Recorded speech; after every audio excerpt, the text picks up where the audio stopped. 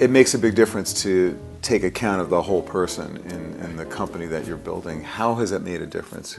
Can you give us an example of where that has really become very apparent to you, that you've had more success because Right. of your taking a broader view of the people that you work with, and their asset, their lives as an asset just to the business alone? Right. I'll give you an example of one that was actually probably one of the potentially scariest moments in the company history. We were 5 years into the company, and we were 100, 150 people. We had done about $30 million in business, and we were sitting down to start to think about the next 5 years. Mm-hmm. How do we get to $100 million a year in business? How do we get to be 350 people? How do we think about taking the company public? All these big things. And I was sitting down with one of my co-founders who ran the engineering team and the services team. And it was sort of the right-hand man for me in a lot of ways. Mm-hmm. And we're having this discussion. We're all both really excited. And then he drops this bomb on me and says, well, this is all really exciting. He said, I'm not sure I'm going to be here for the next 5 years. So I swallowed kind of hard, and I said, okay, well, why? What's going on? And he told me how in his life he had typically worked someplace for 4 or 5 years and then typically took some time off for himself, did some traveling, and he'd done it consistently for the past 15 to 20 years. Mm-hmm. And he wanted to do that again. He was ready. He was ready to go. For the next sojourn. Yeah. And he had a wife and a young son, and now was the time to do it, and they wanted to take 3 or 4 months off and go live in Europe. And he said, because of that, he wouldn't be here. And I asked what he would do when he came back. Mm-hmm. And he said, well, I'd likely go start another company or try to find or join something a lot like Vontu. And I asked him, basically, I said, well, would you consider coming back? And he said, of course, but I can't imagine that opportunity is open to me. So he made an assumption about having to leave being final. Correct. And to be honest, in most cases, that's what normally people would do. That's the norm. Here's a co-founder who's sort of leaving to go take 3 or 4 months off. Well, why would they come back? Mm-hmm. And I did the quick math and said, okay, it's going to take me 3 to 6 months to find a replacement. It cost me $50,000 to $75,000 in recruiting fees to find a replacement. And then another 3 to 6 months to train that person, and hopefully they'd be successful.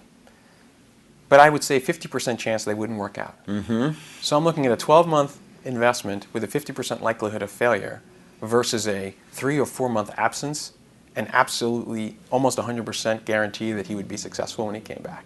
It was a no-brainer. No-brainer. And so I just said, hey, look, why don't you just go take the time off, and when you're ready, come back. And he was shocked. He said, the board would never agree to that. I said, the board will be fine. Mm-hmm. And we did it, and it was wildly successful for him. And it also had interesting results for other people. The people on his team were then given opportunities to grow and take on new responsibilities and showed what they were able to do. So when he came back, not only did he come back and he was fully charged and really happy, but his team had also demonstrated that they had the ability to take on new things and new skills, and they eventually ended up doing great things in the company as well. And Mike now, after we sold the company to Symantec, is now the CTO for the entire company, $6 billion software company. He's the CTO for the entire enterprise business. So here's a guy, 3 years ago, who didn't think he was going to be here, and now he's CTO of a multi-billion-dollar organization. And the people on his team are doing great things too. So what's the moral of that amazing tale? The moral is to really think out of the box and not be afraid to experiment. And don't think that, I think there's this tendency to think, I can't do that for one person because I need to do it for everybody else, first of all. And leadership is very much a situational thing.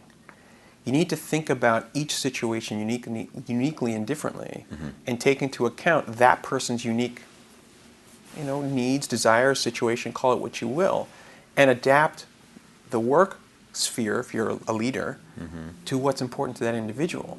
And if you do that, you're likely to get someone that is way more engaged. And the more engaged someone is, the more successful it's going to make you and the company or organization that you're a part of. Well, how do you then deal, though, with perceptions of unfairness, or, well, you gave him that deal, why can't I have that deal? Yeah.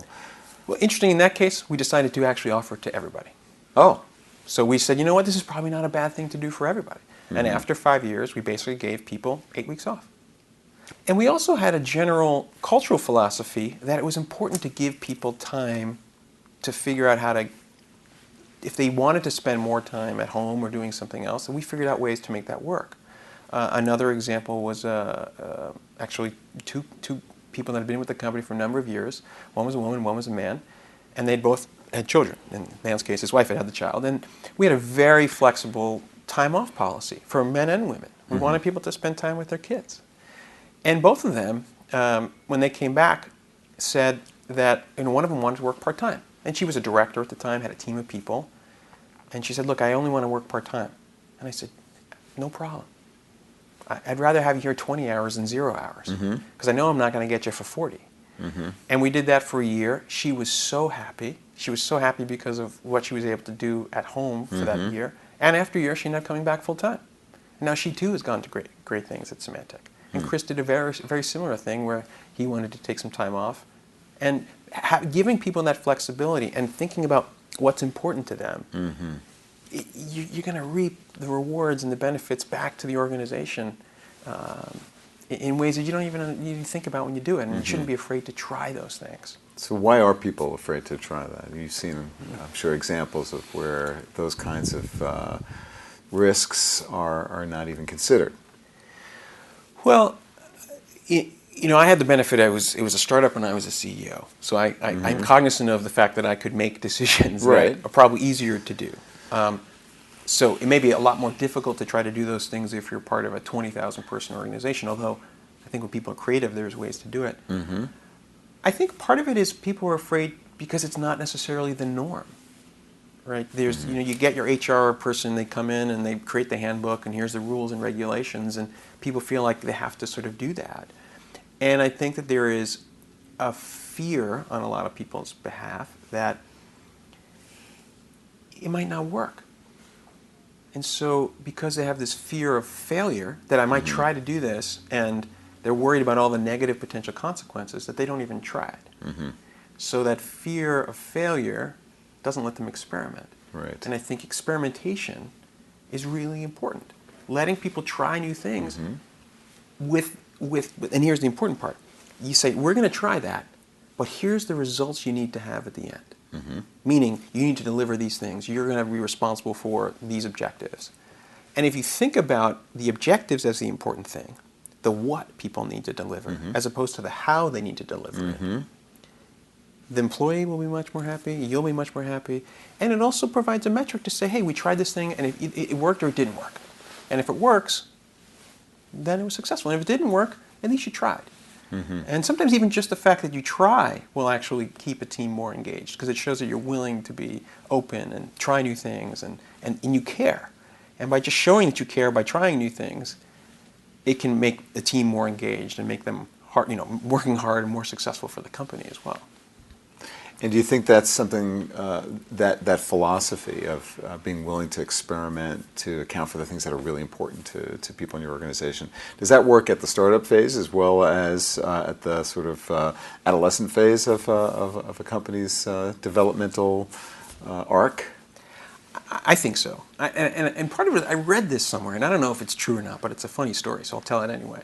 And I'm sure someone will go find if it is a true story. But there was some study that was done on worker productivity.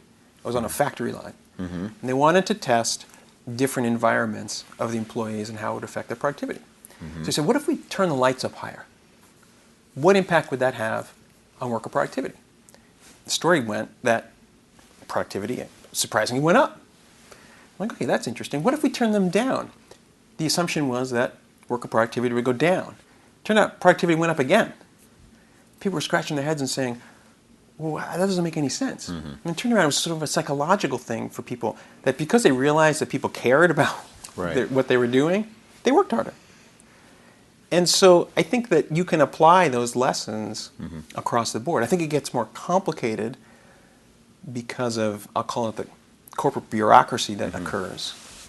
There's a tendency to be less flexible because when you have 20,000 people in an organization, there's a view that you have to be more cookie cutter. But I think in today's world and going forward, even those organizations need to think about how to be flexible, because it is, no longer do we have people doing careers at companies. People move around to find the thing that's going to make them happy.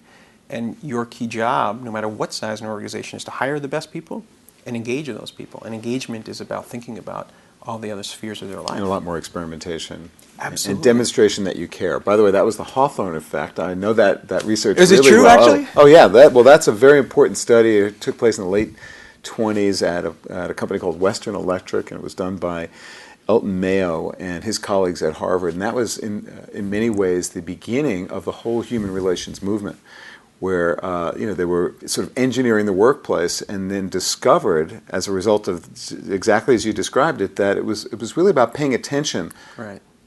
to what people were doing and what they needed. It was the act of paying attention that was the important variable there in sort of changing how people felt about their work and their level of motivation.